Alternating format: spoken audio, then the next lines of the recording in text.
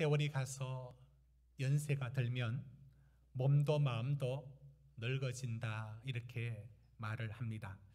그러나 몸은 늙어지지만 마음이 하나도 늙지 않고 언제나 젊은이 못지않게 그런 푸르름을 간직하고 있는 사람을 보면 참 존경스럽습니다. 우리 사회에 그런 분이 한 분 계시죠. 우리 연세대 명예철학과 명예교수님이신 김형석 교수님이 그러합니다. 그분이 원래 연세가 103세입니다. 잠시 한번 사진 보실까요? 이분이십니다. 103세. 그래서 이분의 강연은 언제나 인생에 대해서 강연을 하면서 100세를 살아보니 이렇더라, 이런 강의로 사람들에게 공감을 얻고 이 많은 강연을 저 연세에도 다니고 됐습니다. 이분이 하는 얘기 속에 참 공감을 갖게 만드는 내가 100살을 살아보니 라고 하면서 몇 가지를 해주는데 정말로 마음에 공감이 되었습니다. 첫째, 이런 얘기를 해줬습니다. 100년을 살아보니까 행복해질 수 없는 사람이 있더랍니다. 그 사람은 어떤 사람이냐면 정신적인 가치를 갖지 못한 사람은 행복하지 못하더라는 겁니다. 그러니까 자기 주변에 돈, 권력, 명예를 쫓아가는 수많은 사람들을 봤는데 하나같이 행복하지 않더랍니다.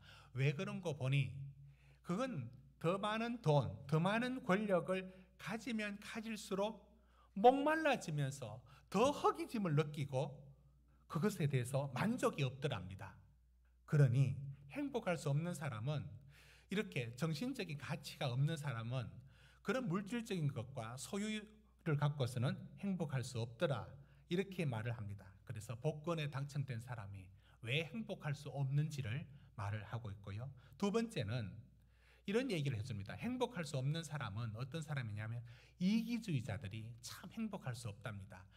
더 잘 산답니다. 내 것만 챙기니까, 자기만 생각하니까.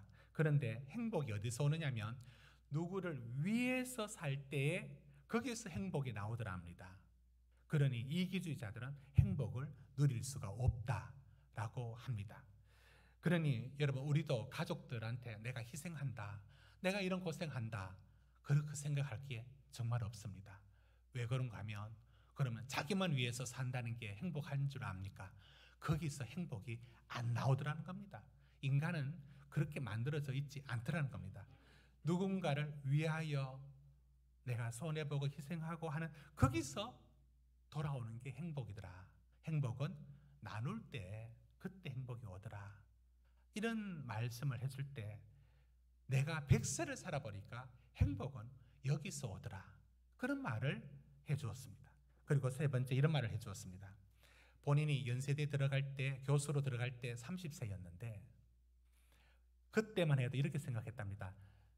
30년 공부하고 30년 일하고 60에 내 인생은 거의 만치겠지, 그런 줄 알았답니다.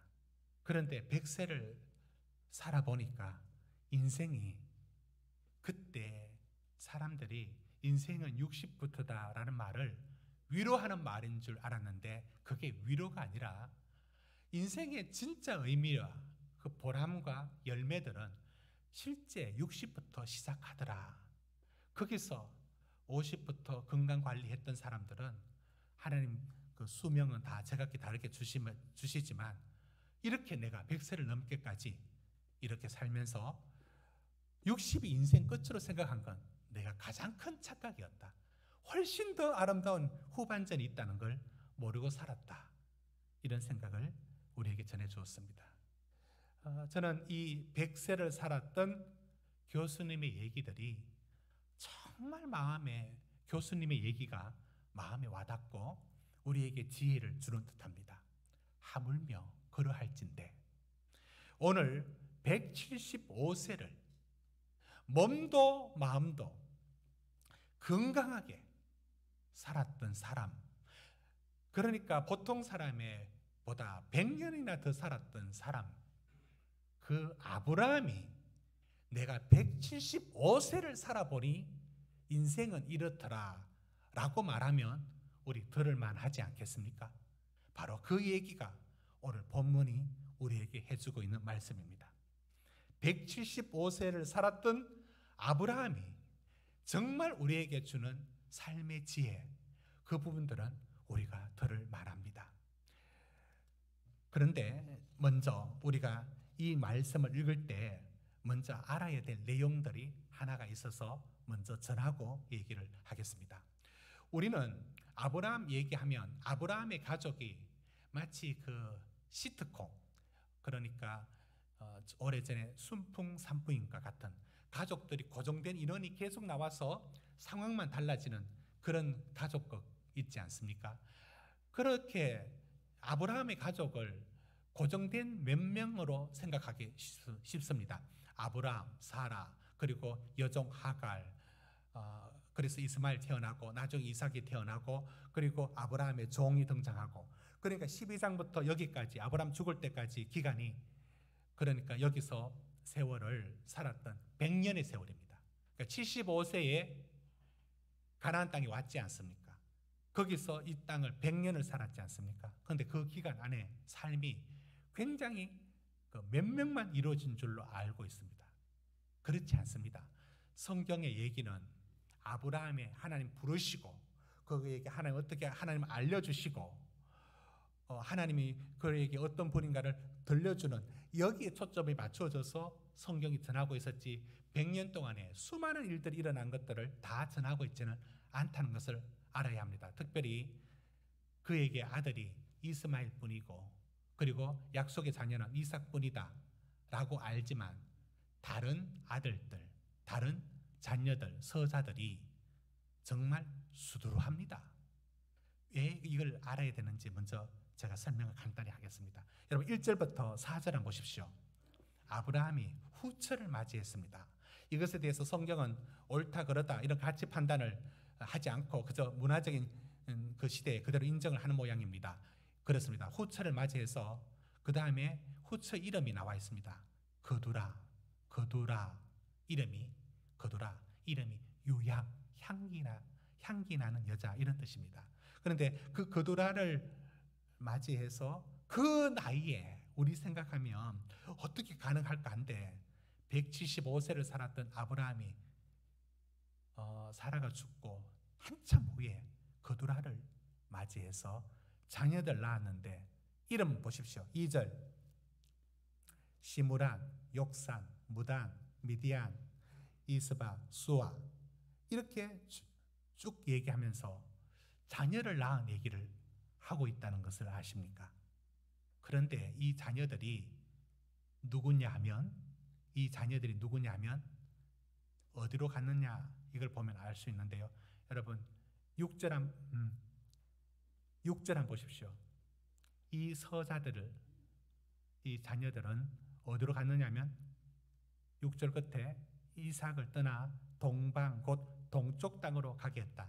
이 동쪽 땅이 어디냐면 이게 바로 아라비아 반도, 아라비아를 말합니다.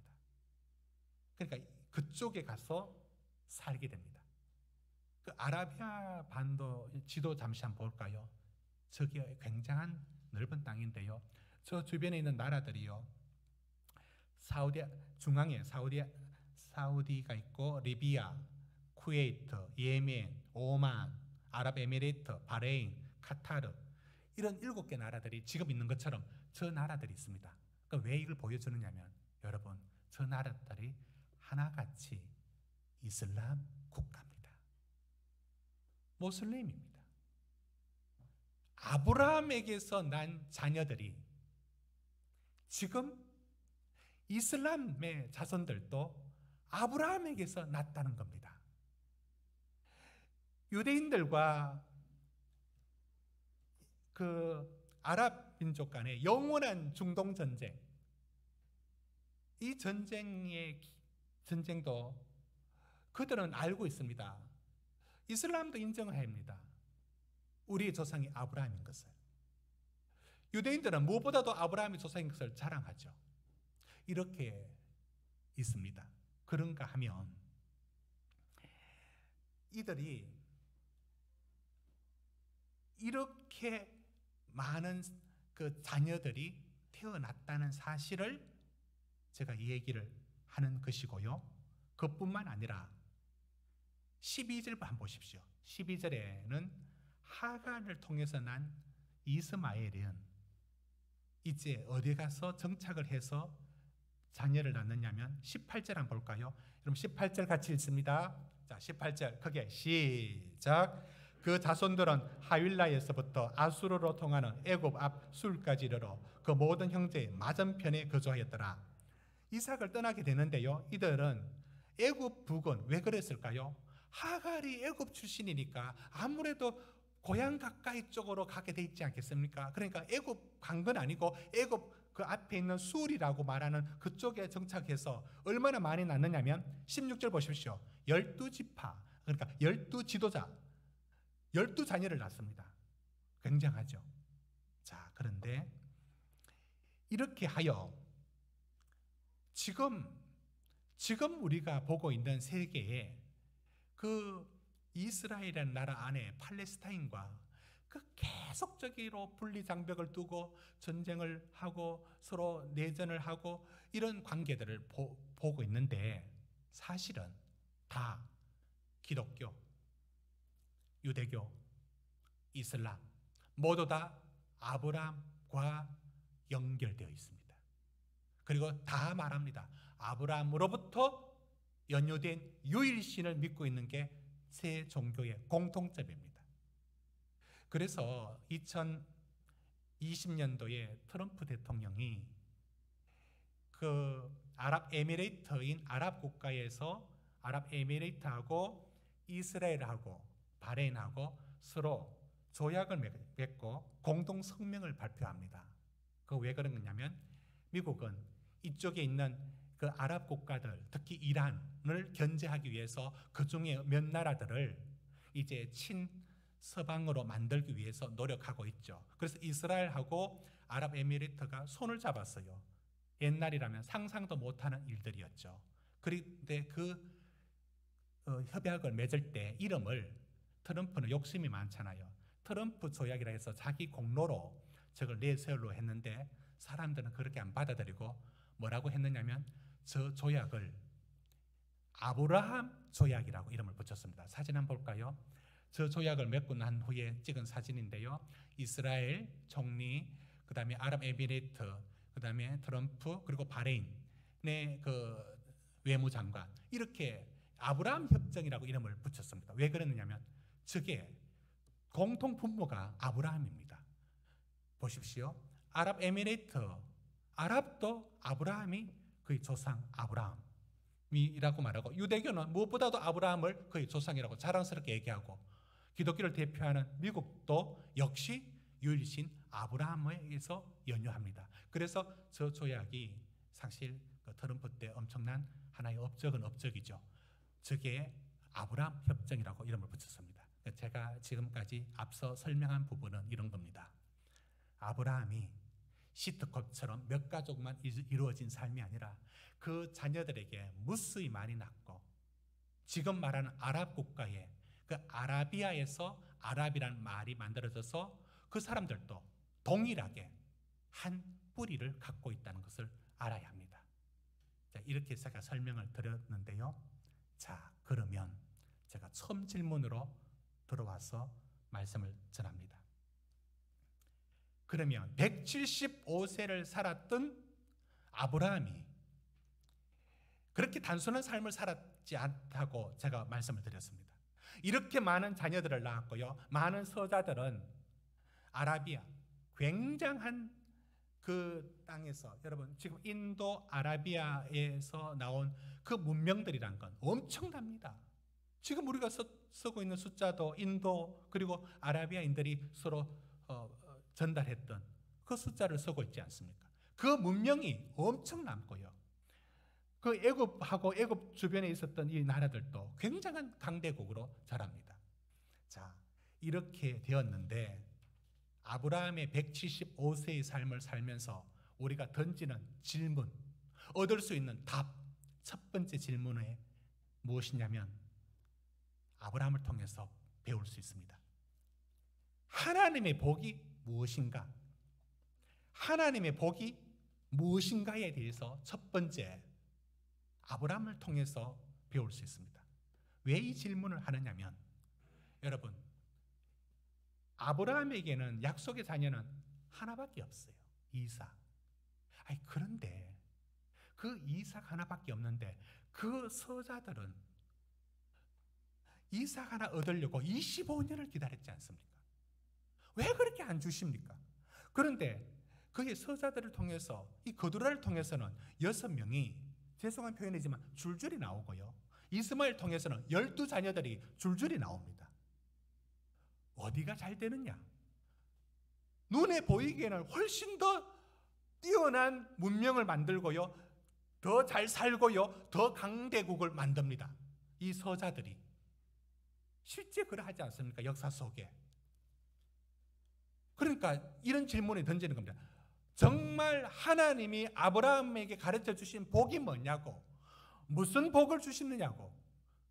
그러면 이삭이 받은 복은, 이삭은 너무 외롭죠. 하나밖에 없고 이게 뭡니까? 그렇게 비교하면 참 어디가 복이 있는지. 그런데도 성경이 하는 말이 이 말을 하고 있습니다. 여러분 11절을 같이 읽겠습니다. 이 말씀 때문에 이 첫 번째 질문의 답을 찾을 수 있습니다. 자, 11절 시작. 아브라함이 죽은 후에 하나님이 그의 아들 이삭에게 복을 주셨고 이삭은 부엘라 헤로이 근처에 거주하였더라.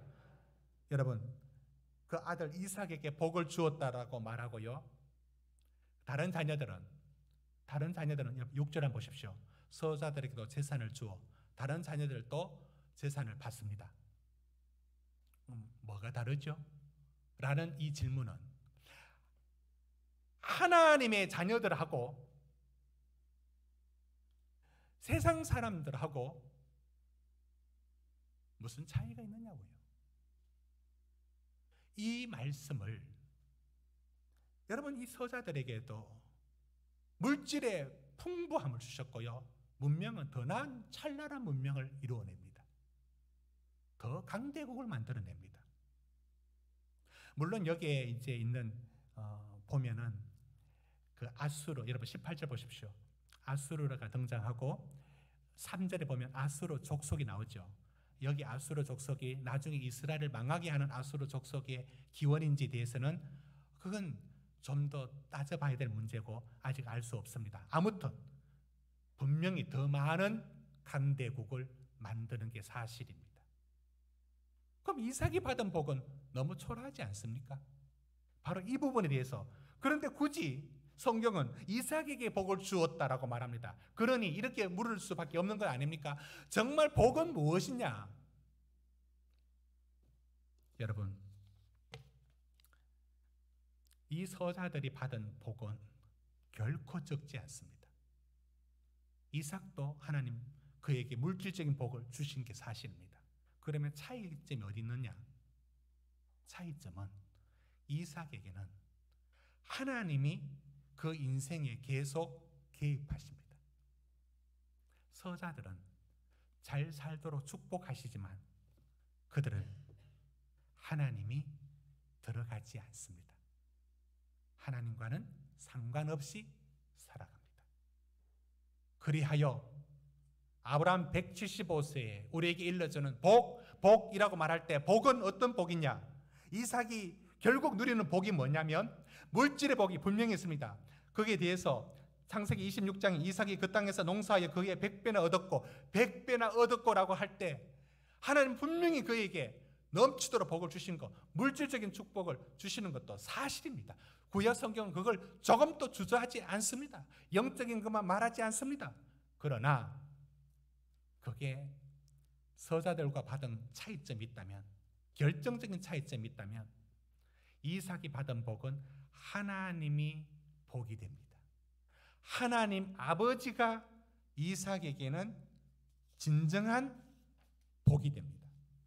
복은 그러고 보면 눈에 보이는 것이 아니었습니다. 육신의 눈에는 그 복이 보이지 않았습니다.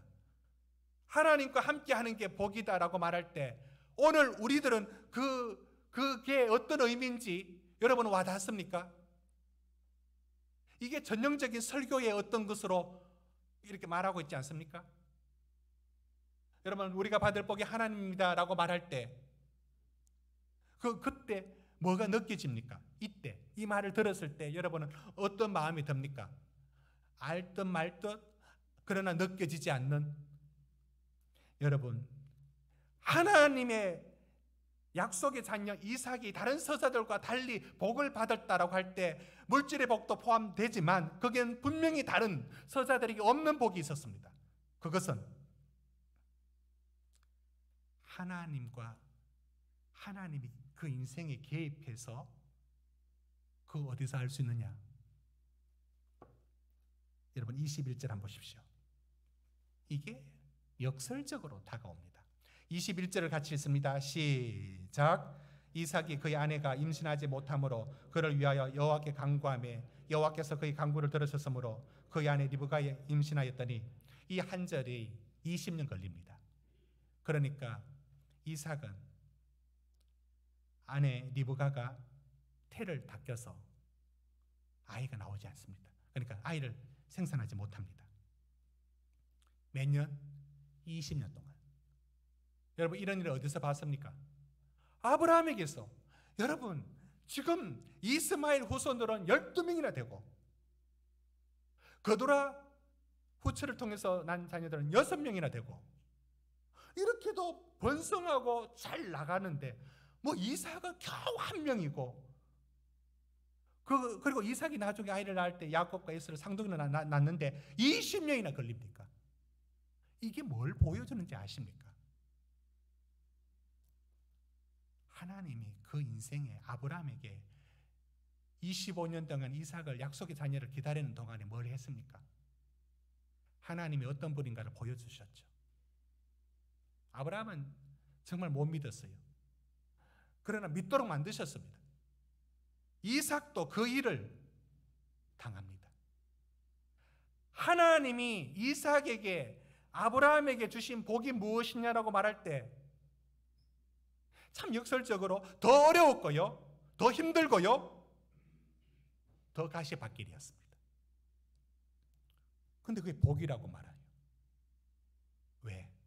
이 과정을 통하여 하나님이 어떤 분이신가, 어떤 것과 비교할 수 없는 얼마나 크신 하나님인가를 알아가는 복, 그 하나님을 섬기는 복, 그게 그가 누릴 복이었기 때문에 이삭이 복을 받았다, 이 표현을 오직 이삭에게만 하고 있는 것입니다. 저는 저희가 어렸을 때 기억을 많이 하고 있는 편인데 옆집에서 늘 다툼이 심한 가정이었습니다. 저 옆집에. 그리고 그 아버지가 술을 드시면 늘 난리를 쳤습니다.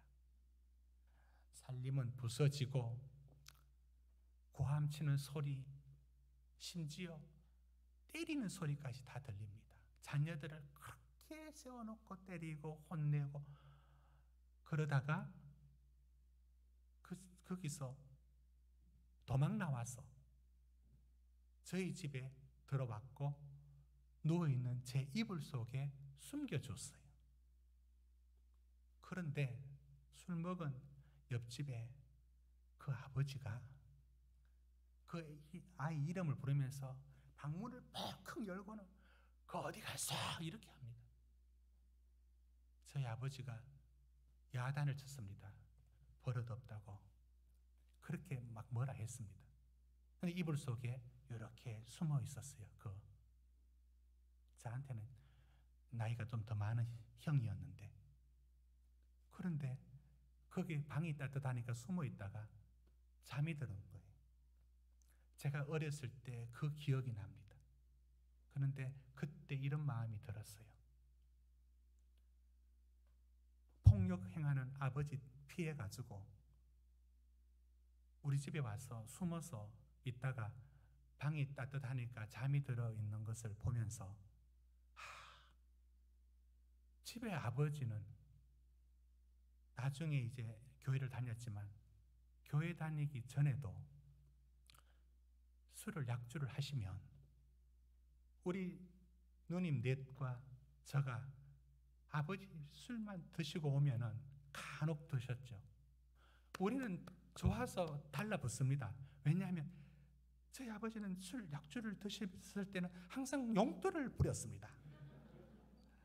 그 엄마 몰래 그렇게 했습니다. 우리 그게 너무 좋았고, 이때 용돈 받을 때 다, 아니 교회 나가기 전에 술을 드셔도 저희 아버지는 좋았어요. 제 기억에. 그래서 많이 드시고 오라고 그랬는데, 아니 우리 아버지는 우리를 이렇게 대하는데 저 집은 왜 저럴까? 그게 더 비교가 되니까 아버지에게 고맙다는 게 그때 철은 안 들었지만 그런 마음이 들었어요. 좋은 아버지가 있다는 거. 여러분, 우리가 받은 복 중에 살아계신 하나님 아버지를, 내가 그 자녀가 되어 산다는 그 복을 못 누리고 있다면 너무 많은 걸 잃어버리고 사는 겁니다. 이건 육신으로는 못 느껴요. 안 보여요.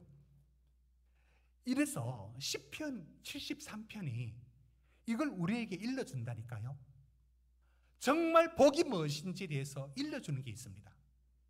시편 73편 2절 한번 보십시오. 말씀 띄워주십시오. 이 사람이 이런 시험에 빠졌습니다. 시편 73편 2절 방송실 띄워주십시오. 어떤 시험에 빠졌냐면, 하나님 잘 믿고 그렇게 살아가면 복이 될 줄 알았어요. 그리고 형통할 줄 알았어요. 그런데 하나님 믿지 않고 사는 사람들이 너무 잘 사는 거예요. 그래서 2절 보십시오. 거의 넘어질 뻔했다고, 미끄러질 뻔했다고, 요즘 말로 시험 들 뻔했다는 거예요. 3절 보십시오. 그들은 하는 일마다 다 형통하고, 그래서 악인이 형통함을 보고, 여러분 시편에서 악인은 머리에 뿔난 나쁜 사람이 아니고요, 하나님과 상관없이 사는 평범한 모든 사람들을 악인이라고 말을 하는 거예요.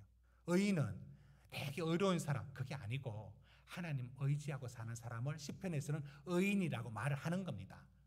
자, 악인의 형통함, 그러니까 나쁜 사람이 아니고요, 하나님과 상관없이 살아가는데도 너무 형통하고, 그래서 세상 무서운 줄 모르고 오만하고 교만해져요. 4절 보십시오. 그리고 나중에는 하나님 심판 내리지 않을까 했는데 죽을 때도 고통이 없어요. 죽을 때도 잘 죽더라는 겁니다. 시험 들만하지 않습니까? 이 사람이 기도합니다. 성전에서 기도를 한다니까요. 기도하다가 어떤 깨달음을 얻는지 아십니까? 딱 깨달음이 왔습니다. 내가 짐승이지, 밀은 곰탱이지. 내가 어디다 비교해서, 내가 하나님께 받는 복을 어디 저 사람들 누리는 복하고 비교해서 내가 미쳤지. 어떻게 내가 거기 비교를 해? 라면서 뭐라고 얘기하느냐? 이렇게 얘기합니다. 시편 73편 23절 한번 띄워주십시오. 23절에 내가 항상 주와 함께하니 주께서 내 오른손을 붙드셨나이다.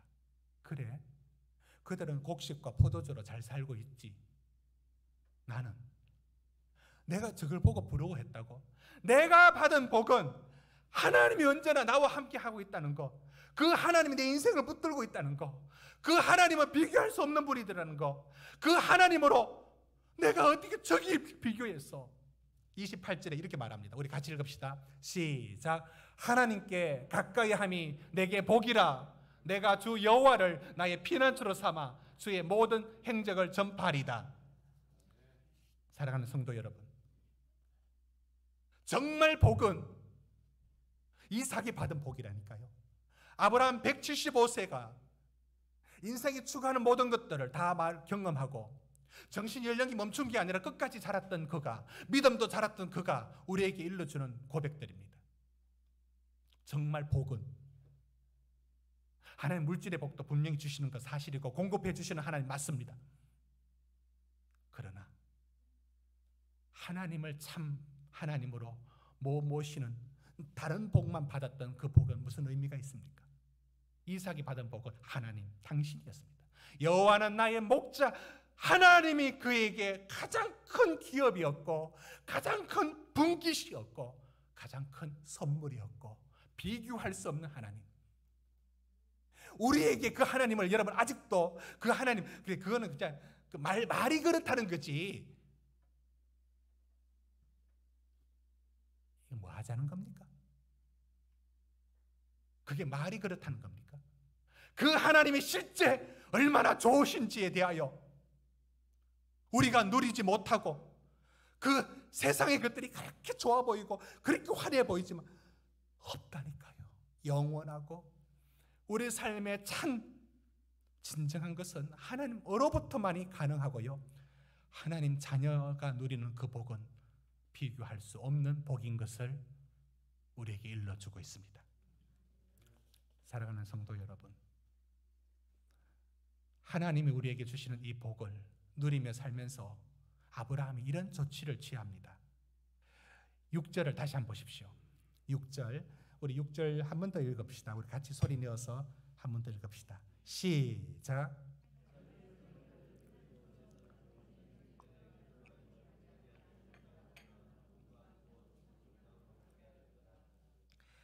아브라함이 이스마엘을 내보낼 때 얼마나 괴로워했습니까?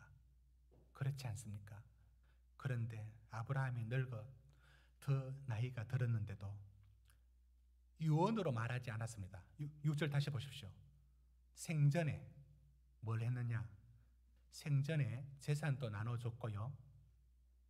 그래서 분쟁을 없앴죠. 그 다음 뭐 했습니까? 이삭에게는 더 많은 걸 주었죠. 그건 그 당시 당연했을 겁니다. 그런데 어떤 조치를 취했는가 보십시오. 이삭을 떠나서 그들을 서자들을 아라비아로 보냈습니다. 동방으로 보냈다는 겁니다. 왜 보냈을까요? 왜 보냈을까요?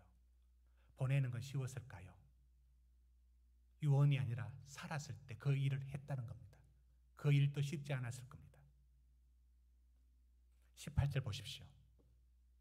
이스마엘은 하갈이 애굽 출신이니까 애굽 쪽으로 가다가 애굽 앞 술이라고 하는 그곳에 갑니다. 근데 어디서 사느냐? 형제의 맞은편에서 삽니다. 그러니까 이삭하고는 떨어져 살게 돼 있습니다. 분리했습니다. 여러분 왜 분리했을까요? 왜 분리했을까요? 여기서 맞은편이란 말이 저쪽에 살았다라는 말도 되지만 언제나 영어 성경에서는 그걸 어떻게 번역하느냐 하면 언제나 이렇게 서로 적의를 갖고 서로 있는 것. 그래서 지금도 그런가 이런 생각이 들긴 합니다만 이들을 따로 살게 했습니다. 그건 이런 원리가 있습니다. 이런 뜻이 담겨져 있습니다. 이삭이 살아가는 삶은 서자들이 살아가는 삶하고 다릅니다. 하나님 나라를 이 땅에서 살아가야 되는 사람은 다른 삶을 요구하니까 더불어 살 수가 없어요. 그들의 가치, 그들의 문화에 동화되어서는 살 수가 없습니다. 이 뜻이 우리에게 일러주는 것은 분명합니다. 하나님, 우리도 이 땅에 살지만 우리는 세상 사람들과는 달리 살도록 이 땅에서 하나님 나라를 살도록 부름을 받았습니다. 이게 우리의 삶입니다. 아브라함 175세를 살면서 우리에게 무엇을 남겨주고 도전해주고 있습니까? 이것이 하나님의 진정한 복이라는 걸, 그리고 그 삶을 사는 것은 거룩하게 구별된 삶을 요구하는 것, 그게 힘들고 억지로 해야 되는 것 같지만 사실 그게 복이라는 사실을 일러주고 있습니다. 마지막으로 한 질문을 던집니다. 여러분, 모세는 그 민족을 구원하여 이끌어내어 광야 40년을 지나가는 영웅 지도자였습니다. 큰 일을 했습니다. 다윗은 수많은 전쟁에 승리했고 그 나라를 이스라엘 온전한 나라로 세우는 일을 다윗이 했습니다. 업적이 있고 공로가 있습니다. 그러면 아브라함은 뭘 했죠? 아브라함은 뭘 했다고 할 수 있습니까? 그가 남긴 업적이 있습니까? 공로가 있습니까? 사실 아브라함은 자녀 낳고 살았을 뿐입니다. 어디 업적이라고 말할 게 어디 있습니까? 그러면 아브라함은 무엇을 남겼습니까? 모세와 다윗처럼 역사적인 무엇을 남겨야 그게 남긴 겁니까? 아브라함이 우리에게 도전합니다. 뭘 남겼느냐? 하나님 믿고 살아가는 삶은 이렇다. 하나님 알아가는 삶엔 시간이 필요하다. 하나님 믿고 의지하며 하나님을 어떻게 섬기고 사는지 믿음의 자취를 남겼습니다. 사랑하는 성도 여러분, 우리도 남길 게 있다면 믿음으로 살아가는 이 한 걸음 한 걸음입니다. 자녀들에게 우리가 줄 수 있는 게 공부 뒷바라지도 할 수 있고 모든 일들 도와줄 수도 있고 결혼할 때 큰 힘을 보탤 수도 있습니다. 그러나 정작 우리가 하나님 앞에 정말 복되게 남길 수 있는 게 무엇이냐면 우리 아버지 어머니 하나님 신실하게 의지하고 살아갔어. 때로는 나한테 서운한 일도 있었어. 그러나 나는 그때는 몰랐지만 하나님 한 분 의지하고 일평생 살아갔어. 이 믿음이라는 한 걸음 한 걸음이 자취가 되어 남겨졌습니다. 누구도 걷지 않았던 이 길을 아브라함이 그 길을 닦아 놓았습니다. 지금 우리가 그 길 위에 서 있는 것입니다. 사랑하는 성도 여러분, 뭘 남기고 뭘 전해주고 175세의 아브라함이 나 이거 했다라고 자랑할 것 어디 있습니까? 남길 것은 하나입니다. 이 땅에서 하나님 의지하고 살아가는 것, 그 하나님 결코 우리를 버리지 아니하시는 은혜의 하나님인 것을 믿음으로 남기는 삶이 우리 삶이 되어야 되겠습니다. 기도하시겠습니다. 우리 같이 기도할 때 정말 175세를 살았던 아브라함이 남긴 게 복에 대한 겁니다. 서자들도 다 복을 받았습니다. 그러나 진짜 복은 하나님 우리 인생에 들어와서 함께 걸어가는 그 길이 가장 큰 복이었습니다. 그래서 그 복을 누리고 살았습니다. 우리 기도할 때 하나님 우리에게 허락한 복 중에 하나님이 아버지인 이 복을 내가 누리고 있는지, 나는 이 복을 지금 갖고 있는지 하나님 알고 살아가게 해달라고 우리 다 같이 기도하시겠습니다.